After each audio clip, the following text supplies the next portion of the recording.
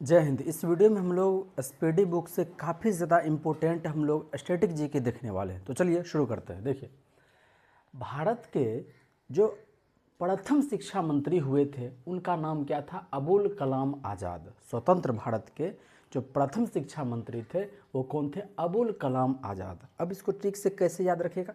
शिक्षा, शिक्षा का निशानी क्या है? कलम है। कलम का माने शिक्षा है। भारत का जो प्रथम शिक्षा मंत्री है उनका क्या नाम है? अबुल कलाम आज़ाद। क्या नाम है?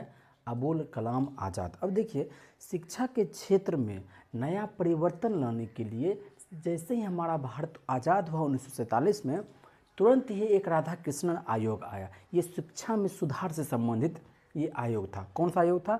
राधा कृष्णन आयोग। और इसकी स्थापना हुई थी 1948 में और ये अपना रिपोर्ट जारी किया था 1949 में।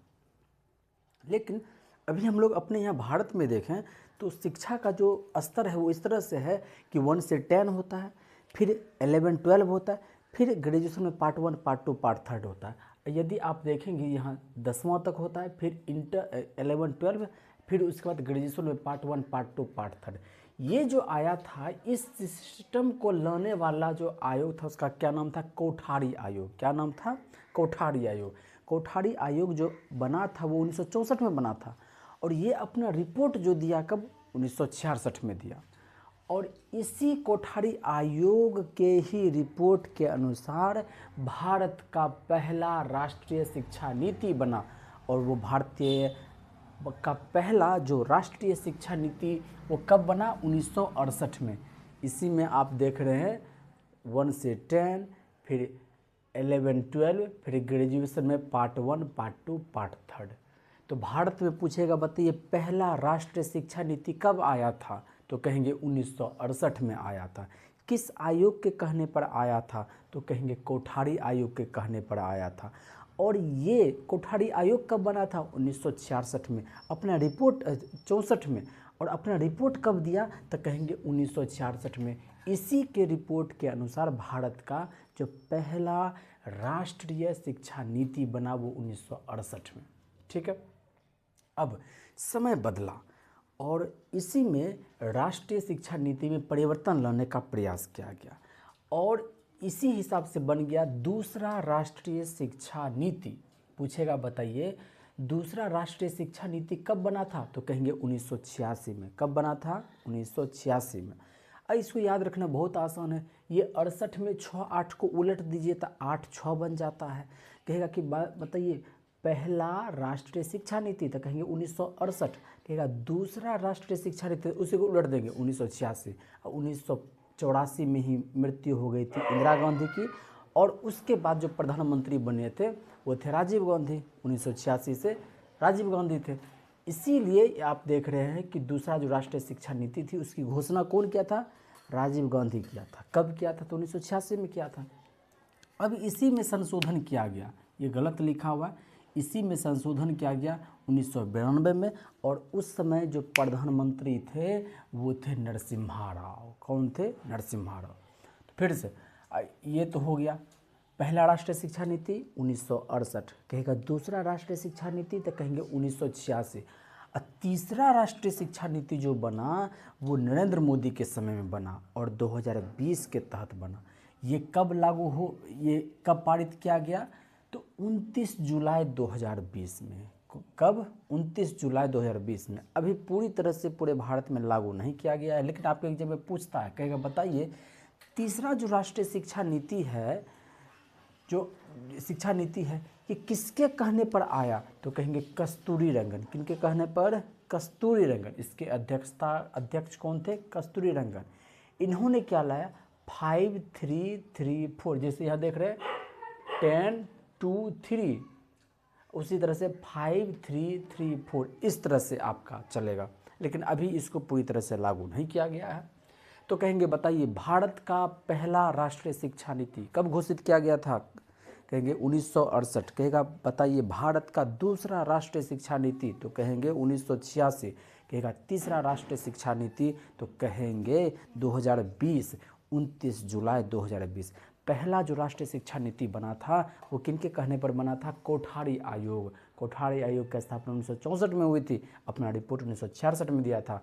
वहीं पर इसके बाद जो बना था 1986 में, इसी 1986 वाले शिक्षा नीति में संशोधन किया गया 1992 में, और उस समय जो प्रधानमंत्री थे वो थे नरसिम्हा राव।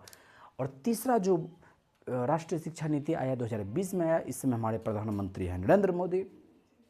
और ये तीसरा जो राष्ट्रीय शिक्षा नीति है वो किनके समय में, किनकी अध्यक्षता में आया था? कस्तूरी रंगन की अध्यक्षता में। अब देखिए, भारतीय शिक्षा का मैग्ना कार्टा कहा जाता है, किनको कहा जाता है? चार्ल्स वुड का डिस्पैच। ये सब आपके एग्जाम में पूछता है, भारतीय शिक्षा का मैग्ना कार्टा किसे कहा जाता है? तो याद रखेंगे चार्ल्स वुड डिस्पैच। भारतीय शिक्षा का मैग्ना कार्टा किसे कहा जाता है? Charles Wood dispatch. भारतीय शिक्षा का मैग्ना कार्टा किसे कहा जाता है? Charles Wood dispatch. अब देखिए, अंग्रेजी शिक्षा का सूत्रपात, जिसे कहा गया क्या, भारत में शिक्षा का विकास तो हो, लेकिन वो देखने से लगे भारतीय, लेकिन वो चाल ढाल आचार व्यवहार बोली सब कुछ में वो अंग्रेज होना चाहिए। तो अंग्रेजी शिक्षा का सूत्रपात करने वाले व्यक्ति थे लॉर्ड मैकाले, और ये 1935 में अंग्रेजी शिक्षा नीति को बढ़ावा दिया। अब देखिए, भारत में गरीबी तो थी ही, शुरू में नहीं थी, लेकिन अंग्रेजों ने भारत को इतना लूटा कि इसको गरीब कर दिया। शिक्षा का अभाव होने लगा, तो अब देखिए, शिक्षा का प्रसार करने के लिए एक हंटर आयोग आया। कब? 1882 में। हंटर आयोग उसी शिक्षा से संबंधित है। सैडलर आयोग ये बना था 1917 में, और ये भी था शिक्षा से संबंधित। तो अंग्रेजों के द्वारा शिक्षा व्यवस्था में सुधार करने के लिए दो आयोग बना था, एक 1882 में हंटर आयोग, दूसरा 1917 में सैडलर आयोग। कौन कौन सा? 1882 में हंटर आयोग, और वहीं पर 1917 में सैडलर आयोग। अब देखिए, ओपन यूनिवर्सिटी का मतलब क्या होता है? देखिए, जनरली आप लोग देखते होंगे, इंटर तो करता है लोग, लेकिन इंटर के बाद यदि उसको सरकारी नौकरी हो जाए तो क्या करेगा? क्या वो आगे बीए नहीं कर सकता है? क्या बीएससी नहीं कर सकता है? ग्रेजुएशन नहीं कर सकता? बिल्कुल कर सकता है। मान लीजिए ग्रेजुएशन के बाद यदि हम लोग चाहें कि नहीं, स्कूल नहीं, कॉलेज नहीं जाएं, घर बैठे बैठे हमारा हो जाए, वो भी हो सकता है। इसके लिए बनता है आपका ओपन यूनिवर्सिटी। इसको क्या बोलते हैं? Open university. बहुत लोग देखते होंगे जो कि स्कूल नहीं जाना चाहते, उसको जनरली हम लोग भाषा में बोलते हैं डिस्टेंस से वो बीए कर रहा है, डिस्टेंस से एमए कर रहा है, एमए को ही पीजी भी बोलते हैं। तो इसके लिए ओपन यूनिवर्सिटी होता है, जहाँ कि आपको क्लास करने की कोई आवश्यकता नहीं है। रेगुलर वाले में क्लास करना पड़ता है, और डिस्टेंस में क्लास करने की कोई आवश्यकता नहीं, आपको किताब वो घर तक पहुँचा देता है। तो ओपन यूनिवर्सिटी का सबसे पहला जो हुआ था वो इंग्लैंड में हुआ था। कहाँ हुआ था? इंग्लैंड में। भारत में जो पहला ओपन यूनिवर्सिटी बना था वो भीमराव अंबेडकर यूनिवर्सिटी था, 1982 में बना। ठीक है, भारत का ये पहला ओपन यूनिवर्सिटी था। क्या नाम था? डॉक्टर भीमराव अंबेडकर यूनिवर्सिटी, 1982 में बना था। इग्नू का आप लोग नाम सुनते होंगे, ये इग्नू भी उसी तरह से ओपन यूनिवर्सिटी ही है, जो कि आपको क्लास करने की आवश्यकता नहीं पड़ती है, बुक दिया जाता है, और ये पढ़ करके आपका वही एग्जाम होगा, सब कुछ वही मान्यता रहता है। ऐसा कुछ नहीं कि आप रेगुलर से करते हैं बीए या फिर एमए तो अलग होगा, डिस्टेंस से ओपन यूनिवर्सिटी से करिएगा तो अलग होता है, दोनों का वही मान्यता है, लेकिन इसमें आपको तनिक 20 रुपया लगता है। ठीक है, तो कहेगा भारत का पहला ओपन यूनिवर्सिटी का नाम डॉक्टर भीमराव अंबेडकर यूनिवर्सिटी। कहेगा इग्नू की स्थापना कब हुई थी? 1985 में हुई थी। एक होता है यूजीसी, यूनिवर्सिटी ग्रांट कमीशन। कोई भी यूनिवर्सिटी है तो वो सरकारी है या प्राइवेट है, उसको वो सही है कि नहीं है, ये सब चीज़ों की मान्यता देने वाला कौन है? यूजीसी। इसी को फुल फॉर्म बोलते हैं यूनिवर्सिटी ग्रांट कमीशन। और इसकी स्थापना हुई थी 1956 में। कब हुई थी? 1956 में। यूजीसी की स्थापना कब हुई थी? 1956 में। अब है एनसीईआरटी। क्या है? एनसीईआरटी। एनसीईआरटी की स्थापना कब हुई थी? 1961 में। एनसीईआरटी की स्थापना कब हुई थी? 1961 में। एनसीईआरटी की स्थापना कब हुई थी? 1961 में। अब है राष्ट्रीय साक्षरता मिशन। राष्ट्रीय साक्षरता मिशन ये कब चलाया गया था? तो 1988 में चलाया गया था। कब चलाया गया था? 1988 में। देख रहे हैं, दूसरा राष्ट्रीय शिक्षा नीति 1986 में घोषित हुआ, और इसके तुरंत बाद राष्ट्रीय साक्षरता मिशन की शुरुआत हुई। किसकी शुरुआत हुई? राष्ट्रीय साक्षरता मिशन की शुरुआत हुई। किसकी शुरुआत हुई? राष्ट्रीय साक्षरता मिशन की शुरुआत हुई और ये 1988।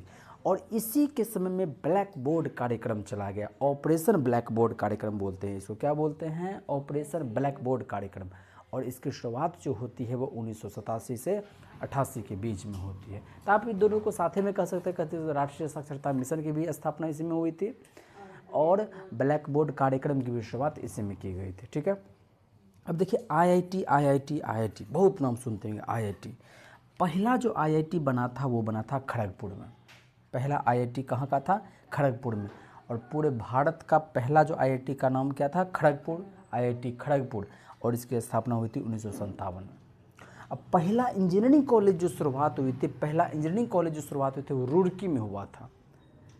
ठीक है, रुड़की, ये इंजीनियरिंग कॉलेज हुआ। ये आईआईटी, तो पहला आईआईटी पूरे भारत का वो खड़गपुर। और कहेगा कि बताइए पहला इंजीनियरिंग कॉलेज, तब कहेंगे रुड़की। ये रुड़की आपको उत्तराखंड में पड़ता है, ये खड़गपुर आपको पश्चिम बंगाल में पड़ता है।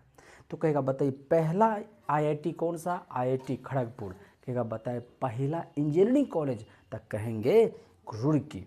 अब देखिए एक मुस्लिम यूनिवर्सिटी है, जामिया मिलिया इस्लामिया यूनिवर्सिटी। इसके संस्थापक कौन थे? मोहम्मद अली जौहर। क्या नाम था? मोहम्मद अली जौहर। क्या नाम था? मोहम्मद अली जौहर इनका नाम था। कौन थे ये? तो जामिया मिलिया इस्लामिया यूनिवर्सिटी के अध्यक्ष थे। इसकी स्थापना कब हुई थी? 1920 में हुई थी। देखिए ये सभी क्वेश्चन जो है काफ़ी ज़्यादा महत्वपूर्ण है और ये सब आपके स्पीडी से लिया गया क्वेश्चन है, याद कर लीजिएगा।